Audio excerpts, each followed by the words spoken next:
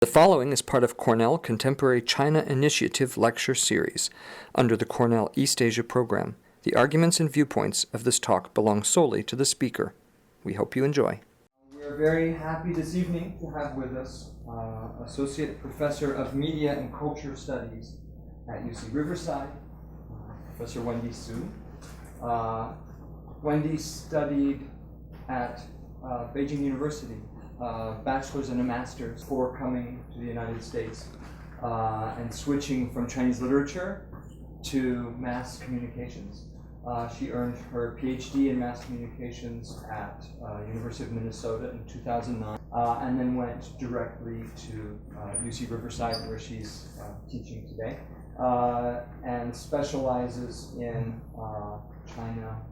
Chinese cinema and American cinema, and speaking to us specifically about this topic tonight. She has a book out from 2016, China's Encounter with Global Hollywood, from 1994 to 2013. I think we're going to get an update to 2016 or so tonight. So please join me in welcoming the speaker. So today's topic, my topic is China's encounter with global Hollywood, culture policy and the film industry from 1994 to 2016. My lecture is actually based on my book, China's Encounter with Global Hollywood from 1994 to 2013. This book was just out last year, but in my lecture I will provide latest information up to 2016, even last week. I will give you a brief outline of my presentation so you will know what I'm going to talk about. First of all, I will give you a brief survey of China's film industry, its current status, some data, and then I will review the evolving relationship between China and Hollywood. And latest, I will revisit this topic, co-production and China's soft power strategy. And lastly, I will discuss the China-Hollywood relationship in the Trump era.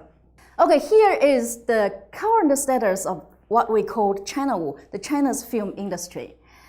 By 2010, China became the world's third largest film producer, and by 2012, it became the world's second largest film market, accounting for nearly 8% of gross global ticket sales.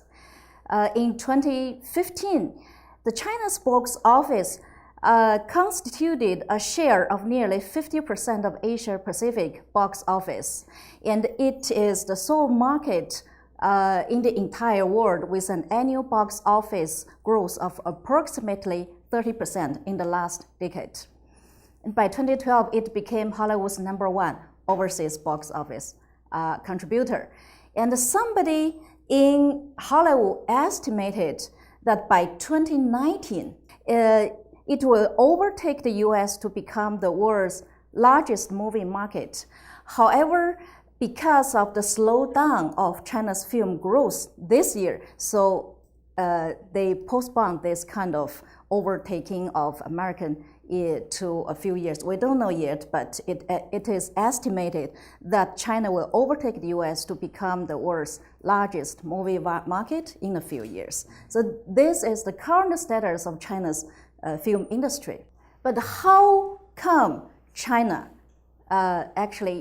how has China become such a great movie producer in the world? And what's the relationship with American movie industry? And what's the role of Hollywood in China's film industry? This is the focus of my presentation, because I would argue that Hollywood actually helped China to modernize its film industry, and Hollywood plays a very important role in transforming China's movie industry from the former Soviet Union model of planned economy and state ownership into a profit-seeking and market-based film industry. This is why my research tries to explore this evolving relationship between China and Hollywood and try to discuss and analyze the role of Hollywood in the transformation of China's film industry.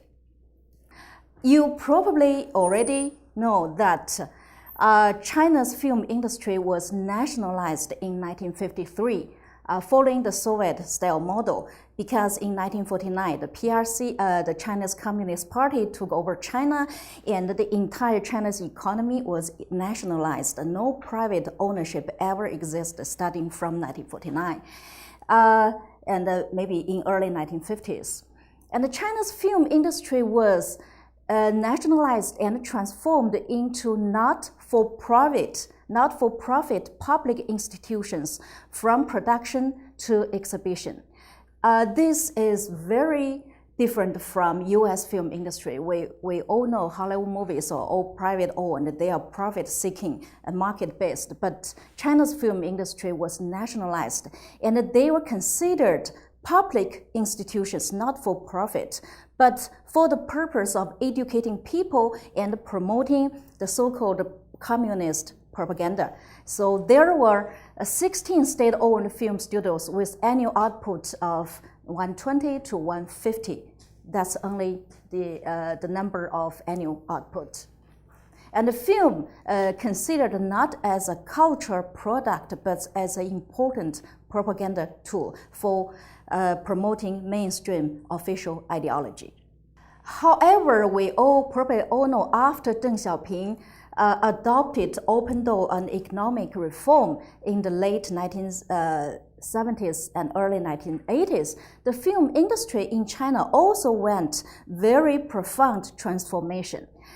The state-owned studios now lost the government subsidies during the transition to the market economy. And by the late 1980s and early 1990s, China's film industry had very profound crisis because the market transition. A lot of state-owned film studios lost the government subsidies. They had to make a living by themselves. And you can see here the data show the worst situation that the China's film industry had undergone during at the late 1980s and early 1990s. In 1989, more than one-third of studios, more than 900 out of 2,300 distributive companies at county level and about 1,000 out of 3,100 urban theaters were all dead-written, and the 6,000 film-related enterprises either closed or transferred to other business. This is a very profound crisis, economic crisis. And this kind of situation posed a very severe challenge to national finance and to the growth of China's film industry.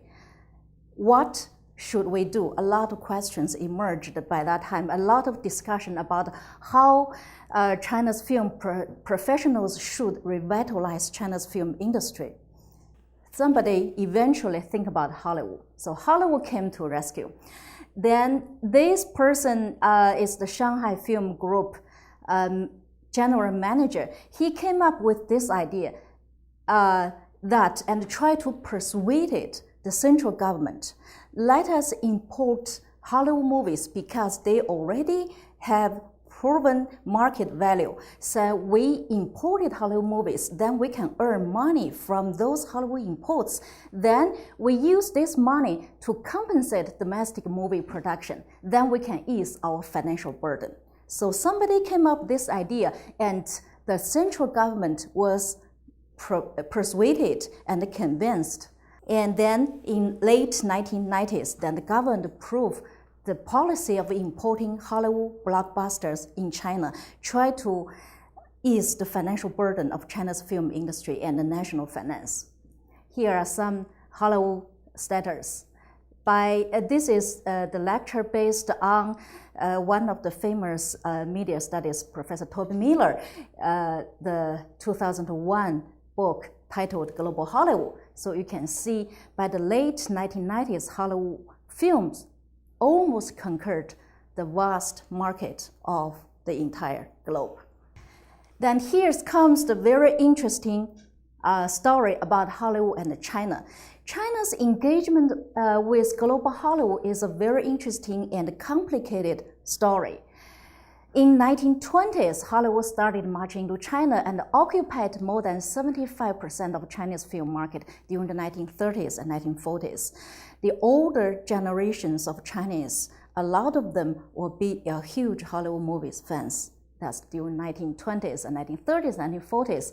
Even the former Chinese president Jiang Zemin acknowledged that he was a huge fan of Hollywood movies back in the 1940s.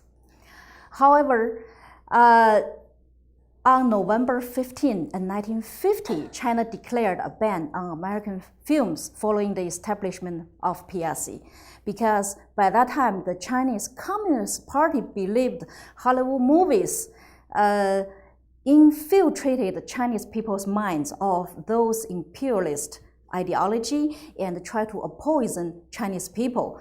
Then on this day, the mouthpiece of Chinese Communist Party, the People's Daily, ran an editorial declaring that China finally swept out all Hollywood movies that poisoned Chinese people's minds. So starting on this day, Hollywood movies were completely banned in China. In 30 years, from 1951 to 1981, there was only one American movie that was publicly released and shown in China.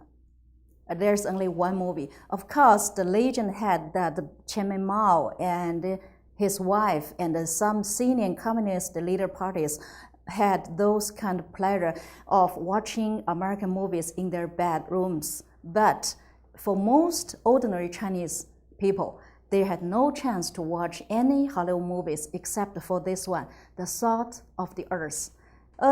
So this movie, very ironically, this movie was banned by US government once.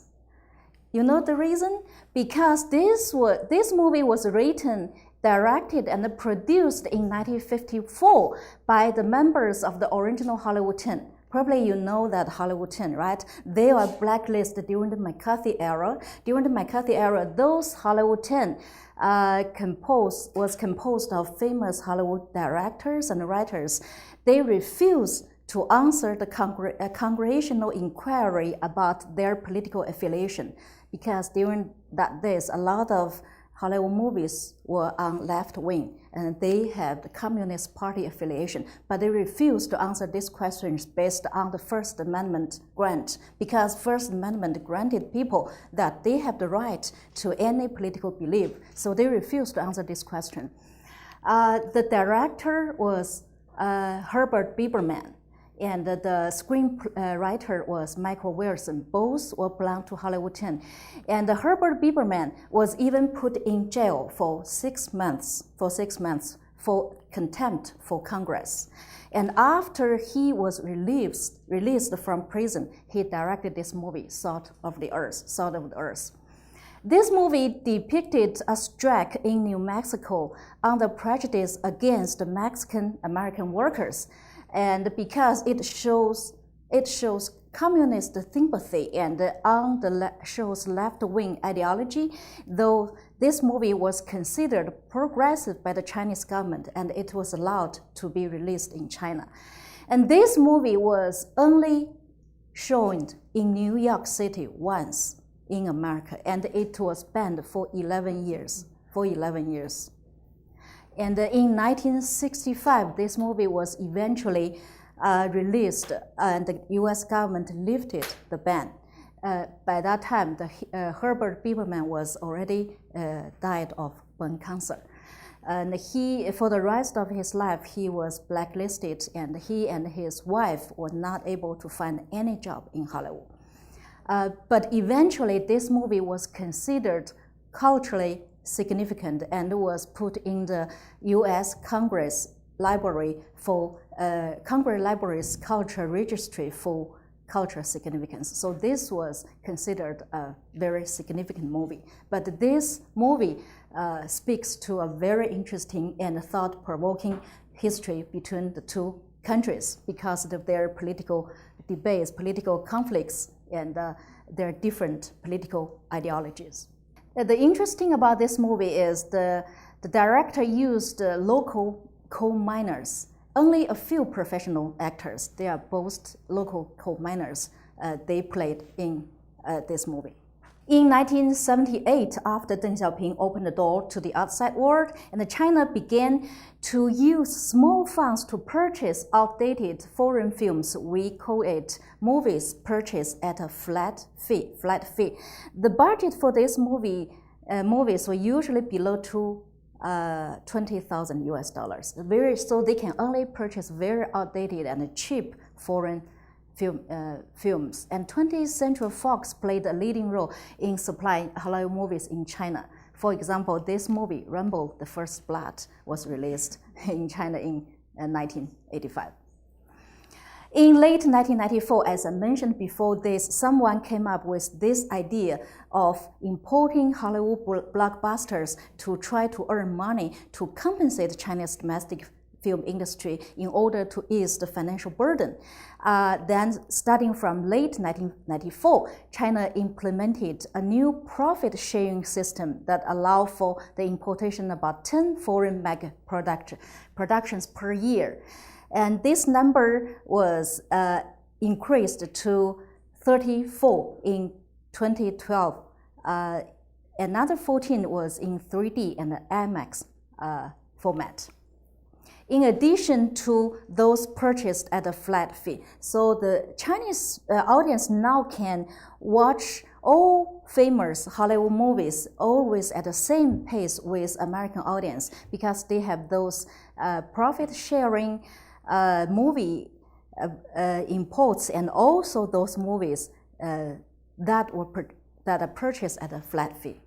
There are some pictures of the first group of important American movies, starting from The Fugitive.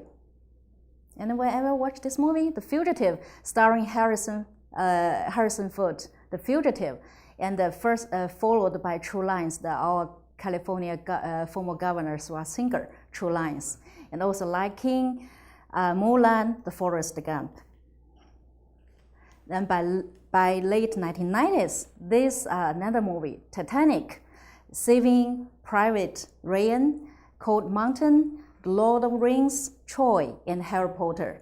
Those movies were all very, very popular in China. We can say extreme popular in China. And the Chinese audience embraced this movie wholeheartedly. And why Titanic was released in China in 1998, its box office constituted 1/5 of the entire nation's box office. So this movie found a very receptive audience in China and extremely popular.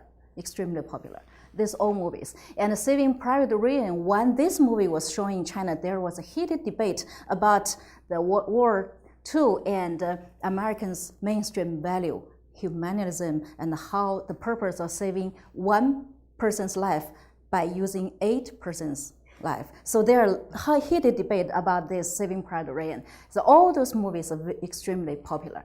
And because of extreme popularity of this movie, then this movie also triggered heated and very intense debate in China. The Chinese government a little bit worried about the wider reception and the popularity of these movies, and they pretty much worried the infiltration of American ideology and mainstream values into Chinese people's mind. So left-wing intellectuals in China also had their similar concern. For example, some left-wing scholars in China believe that Hollywood movies are the representation of American imperialism.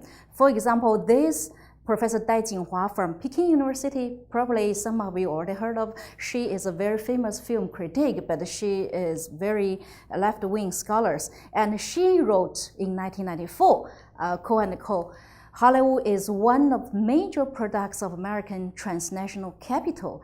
If there is an expert called ideology, Hollywood is no doubt the most successful exporter.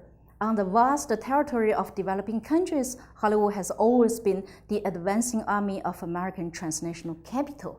So they worried that the Hollywood movie will destroy indigenous film industry. That's costed these people actually would like the Chinese government to forbid Hollywood imposed once more. But other group, especially liberal film critics and ordinary moviegoers, they welcome Hollywood movies. And the representative of this group of people was Professor Gui Qingshan from Beijing Normal University.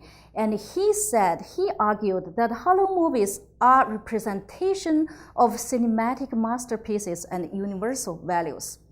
He wrote, quote-unquote, Hollywood culture of the United States is an epitome of world cultures. It is filmmakers and artists from Western and Eastern Europe, North and South America, as well as Japan, Iran, India, Hong Kong, Taiwan, even mainland China, that co-create contemporary universality of Hollywood.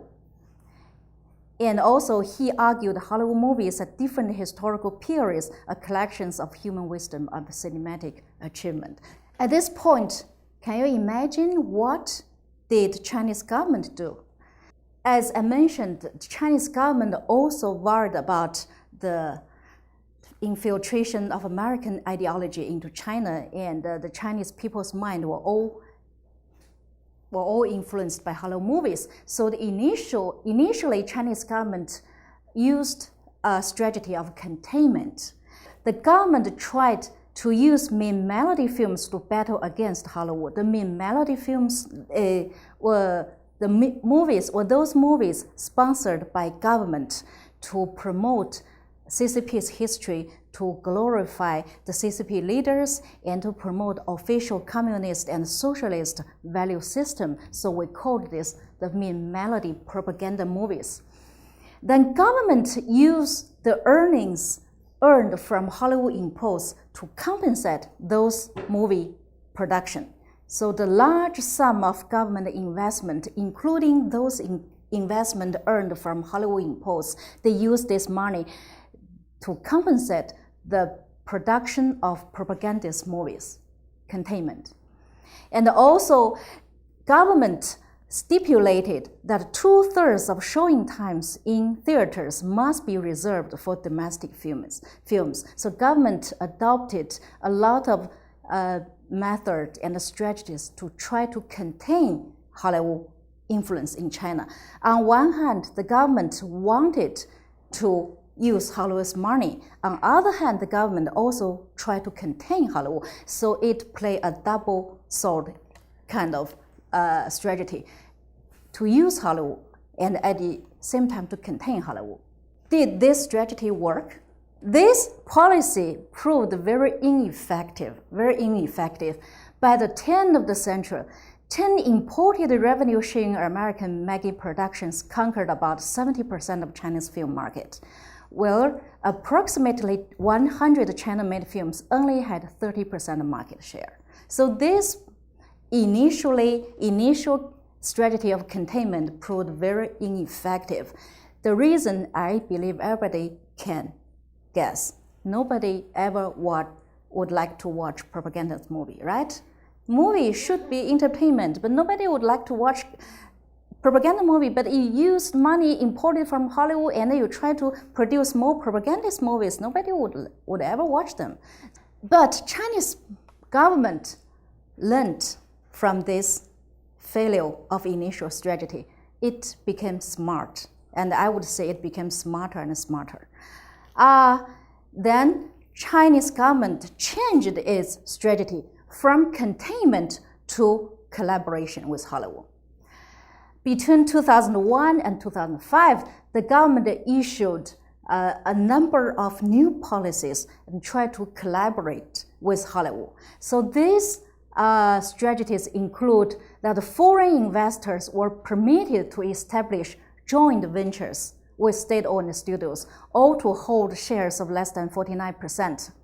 But foreign investors were still not permitted to establish their solely owned studios or joint ventures with non-state-owned studios. In some cities, like Beijing, Shanghai, Tianjin, Wuhan, some foreign investors were even allowed to own shares of as high as 75% in those cities. And also private investment was allowed in film production. As I mentioned, all film studios in China were state-owned because they were nationalized. But starting from this period, that private investment were allowed. And also, they emulate Hollywood's theater chain model to establish theater chain system nationwide. It started to collaborate Hollywood and allow private investment, allow foreign investment, and they try to boost the growth of China's film industry. And also, the Chinese government redefined film as market-oriented culture industry after 2002.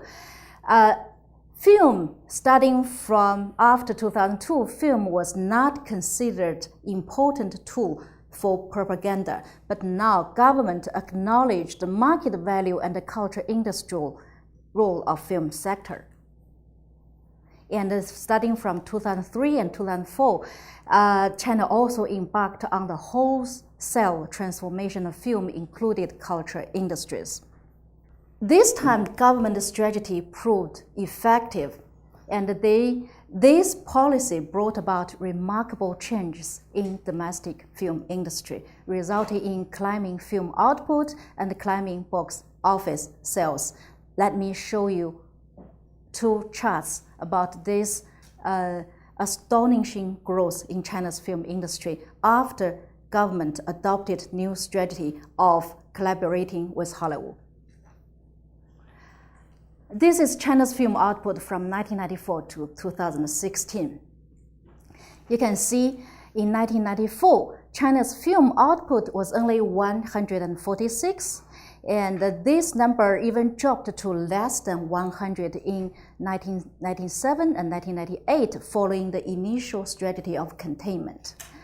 However, after Chinese government changed its strategy from containment to collaboration, the film output of China's film industry climbed all the way up. Till 2012, the film output of China's film industry reached the largest number, 745. Also, by this year, China became the world's third largest film producer, only after American and Indian. This is the dollars. This chart shows the box office dollar 8 million yuan, renminbi yuan. Okay, I would say. Similar happened to this box office. In 1995, Chinese box office sales was only 70.30 million, and in 1990, this number even dropped to 850 million. You know what happened in this year, 1999? Why the box office dropped significantly to 850 million? Because in that year, there was an accidental bombing of China's embassy in Yugoslavia by NATO. Then Chinese government issued a ban on Hollywood movies for 6 months. Then this brought the significant drop of box office in 1999. Then after Chinese government changed strategy, the box office sales also climbed up all the way to the 2015 was the year that China witnessed the biggest growth in film ticket sales, reached 44 billion yuan. And this year, the film box office sales jumped by nearly 50%. And this year, that a lot of people in Hollywood believed that China will overtake US in a few years. That's the year. But in 2016, the growth slowed down. So they would say that it would take a few more years to overtake Hollywood. Yes. So we can also say that Hollywood movies contribute to Chinese box office growth. Okay. So this is the box office sales. A large portion of them from Hollywood imports. I can see, starting from 2010, the box office earned from Hollywood imports and earned from domestically made films constituted probably half and half. And the Chinese government tried very hard to compete Hollywood and to earn more, try to use number to prove that the Chinese domestic movies were equally popular as Hollywood movies. So they try to manipulate number, not half and half, and make sure that the number showing that the earnings from Chinese domestic movies oftentimes a little bit higher than Hollywood imports. So some people in film studies argue that Hollywood plays a saver role for Chinese domestic movie. This argument is actually from the University of Southern California, Professor Stanley Rosen. He argued that Hollywood plays a saver for China's film industry. The most significant result brought about by the changing China's strategy was the inflow of transnational capital into China. For example, the Warner Brothers joined with China Film Import and Export Corporation and to establish a large corporation and aimed to control 7 theater chains that claimed more than 35% market share. And Sony Pictures, Viacom, all collaborated with China, tried to secure the market share. And by 2005, Hollywood's 7 major film studios all set up offices in Beijing and Shanghai, despite 2005, because they cannot ignore the largest market share of Hollywood, okay?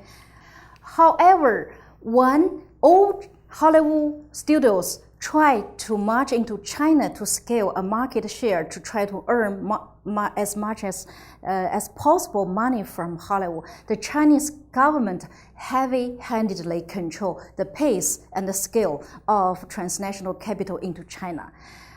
They use a strategy called competitive cooperation. They try to collaborate with Hollywood, but at the same time, they also still try to contain Hollywood. And the battle for the Chinese market is a constant source of quarrels and frustration for both sides.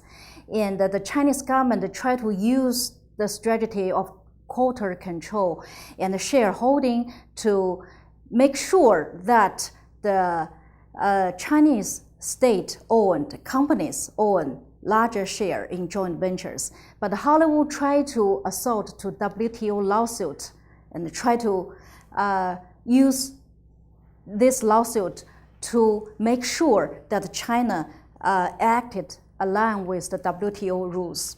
So in 2003 and 2004, that there was a 3-year lawsuit launched between the both sides. The Motion Picture Association of America tried to sue the Chinese government for monopoly. The state-owned enterprises try to control the shareholding ventures, and the Hollywood side tried to sue Chinese government for violating WTO rules. And in 2011, this lawsuit, which lasted for 3 years, eventually ended. And the Motion Picture Association of America won. And the WTO ruled that the Chinese government was found in violation of WTO rule because it ensured the monopoly of state-owned enterprises. And the Chinese government answered that it disagreed with this WTO verdict, but it was willing to comply. And this lawsuit proved the victory for American motion picture industry and American Hollywood. Then a lot of Hollywood professionals felt very excited about this victory of lawsuit because it means the door to Chinese market will open even wider. Then a lot of Hollywood studios seized the opportunity of the victory of WTO lawsuit and shift the Chinese government policy to return all marched into China.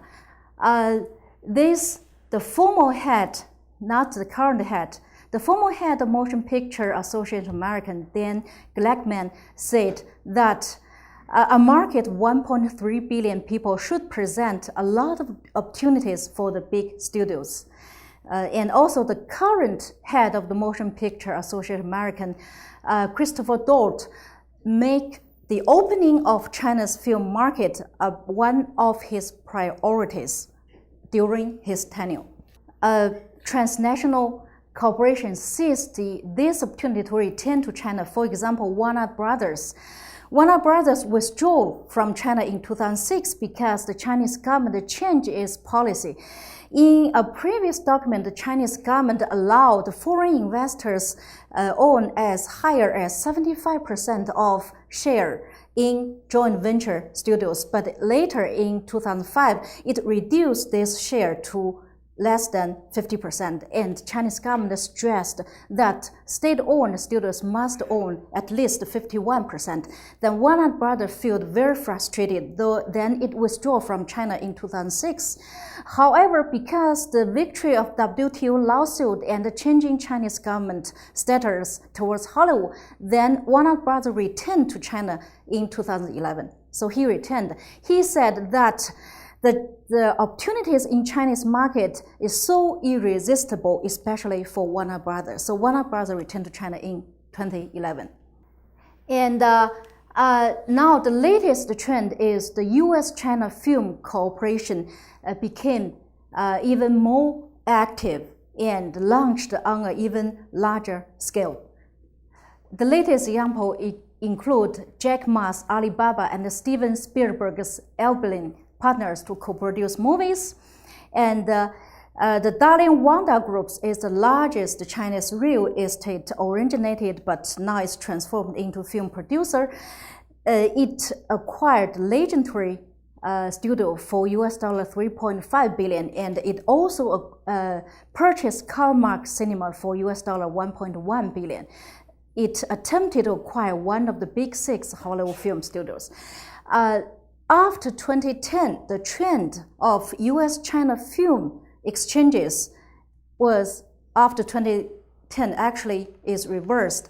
This time it was Chinese company who had high-profile investment in Hollywood, because Chinese company now are very rich with their money. They try to use more monies to purchase Hollywood studios and invest in Hollywood cinemas. So the trend was reversed. And the Darling Wanda Group behaved very aggressively to purchase the Hollywood studios. However, its attempt to acquire the Dick Clark Productions failed, because Chinese government once again tightened its grip on the outflow of capital outside of the country. So the negotiation failed for the acquisition of Dick Clark Productions. Co-productions, now the latest very fancy trend, because between China and Hollywood. Here are examples of co-productions: Iron Man 3, Looper, Transformer, Age of Extinction, and Rogue One, A Star Wars Story. All those co-productions feature Chinese movie stars, actors and actresses. For example, Iron Man 3 has 2 versions. One is targeted at American market, and the other one is a Chinese version targeted at the Chinese versions. And the Looper has a Chinese female actress played, although she only appeared for 5 minutes. And Transformer, Age of Extinctions, and Rogue One all have Chinese actors played, because they try to appeal to the Chinese market in order to earn more money. If they use the popular Chinese actors and actresses, they can sell more in Chinese market, then they can earn more because of co-production. Another typical example, or maybe extreme example, is Hollywood director Harlin even uprooted his life in Los Angeles and relocated to Beijing. His latest production is Skip Trees, starring Jackie Chan. And this movie proved very successful in Chinese market. And Reigning Harlin actually had a few years, very down years, and he found a new life in Beijing and China. So he would like to revitalize his career by collaborating with Chinese film directors. I will show you this great work. How many of you have ever heard of this movie or watched this movie? Oh, you already a lot of you already watched this movie and seen it. So this is the latest China-American co-production. I would say this is perhaps the first U.S.-China co-production. The Great War, directed by most famous Chinese film director Zhang Yimou, and joined by this U.S. film star Dad Martin. The Great War, it is also one of the most expensive movie. The budget for this movie is $150 million. It's one of the most expensive U.S. China co-production, and both sides had high expectation of this movie. During the 4 days President weekend this year, this movie just premiered in US on, I believe, in February 17, right? On February 17 of this year, during the 4-day President's premiere, it earned US dollar 2.3 billion, I believe, but globally, its box office so far reached 300 million globally. 2.7 billion, I believe, in US. So, but its box office still considered disappointing compared with its huge budget. But anyway, it's the first experiment between China and the US to co-produce movie, because both sides actually need each other now. Needs each other now. So I would like to show you two clips. The first one is the official trailer for Great War. The second is NBC news video about China War, its current development. Okay. We have traveled thousands of miles in search of a weapon more powerful than we've ever known.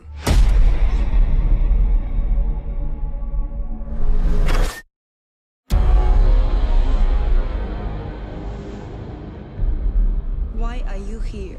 We came to trade. You lie. You are thieves.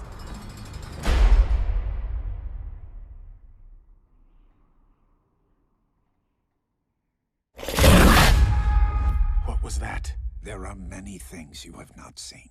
The Great Wall is the only barrier keeping the world safe.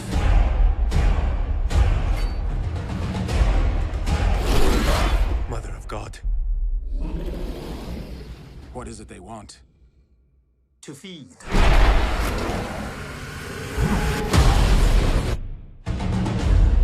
They've trained all their lives for this war.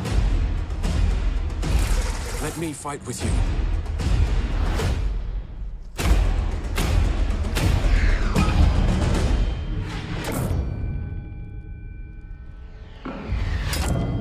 This is where you chose to die.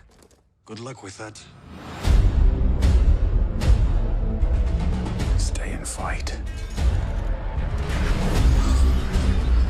You think they see you as some kind of hero?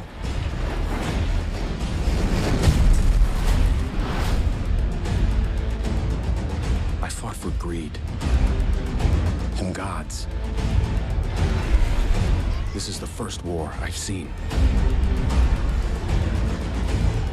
worth fighting.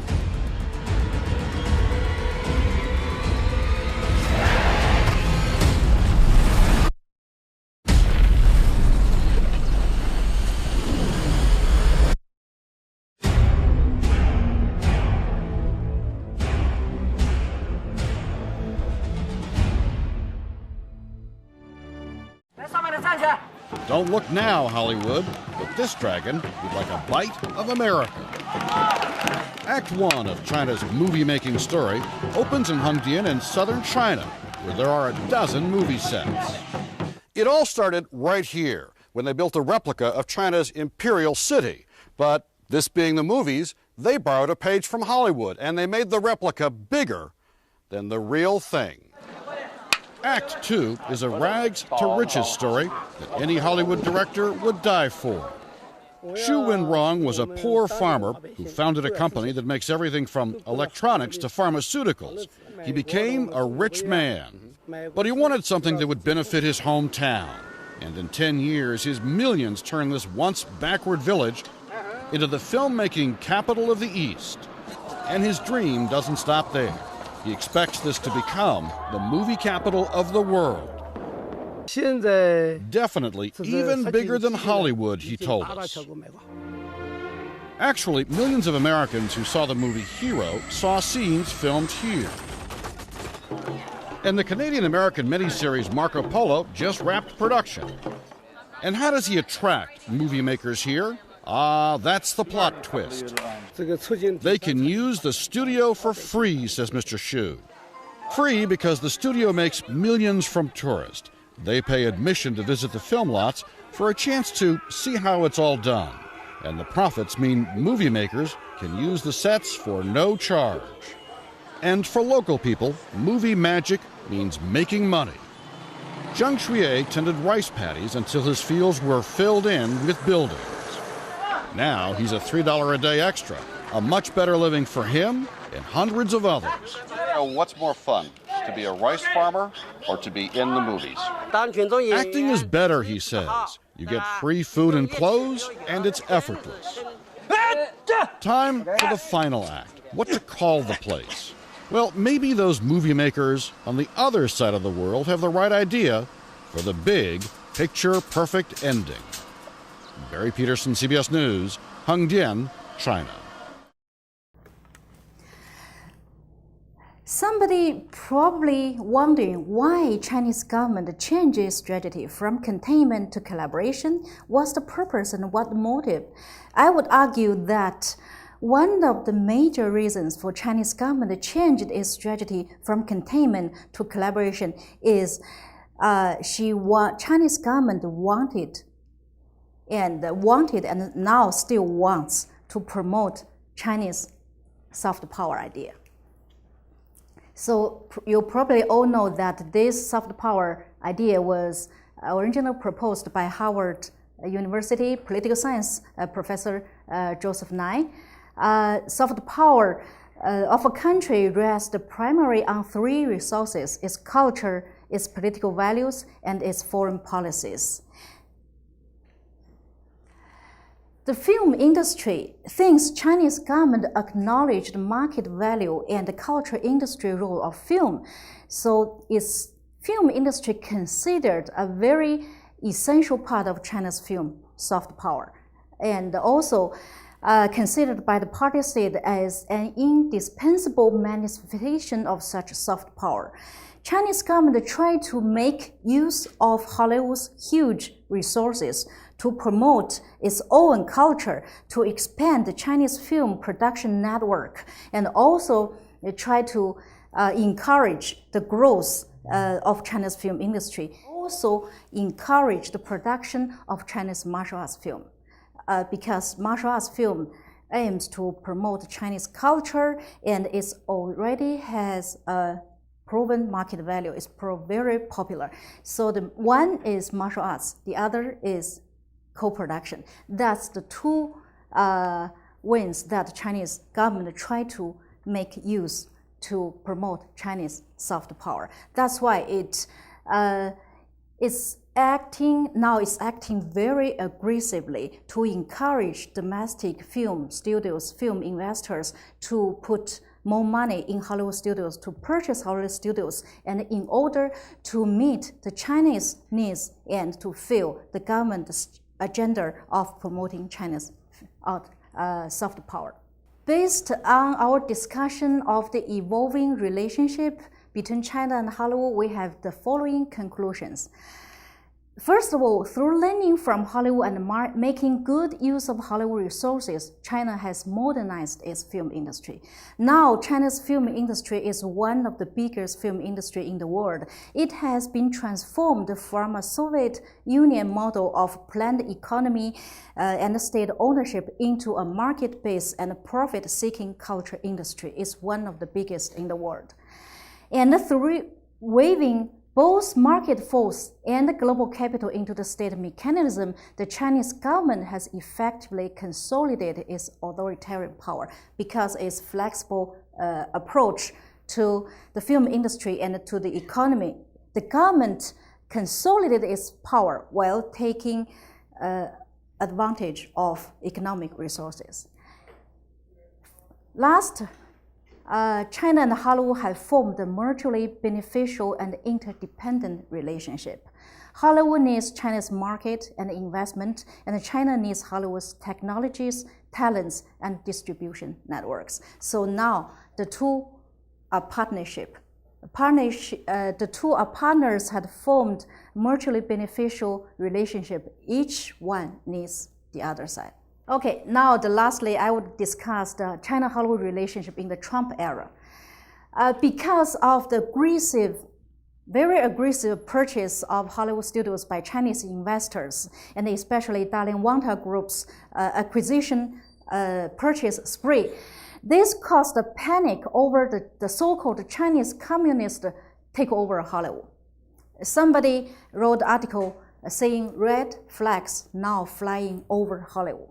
So the so-called Chinese communists take over Hollywood. And the 16 members of the US Congress issued a letter on September 15, 2016, calling for closer scrutiny of Chinese investment in US entertainment and media sectors.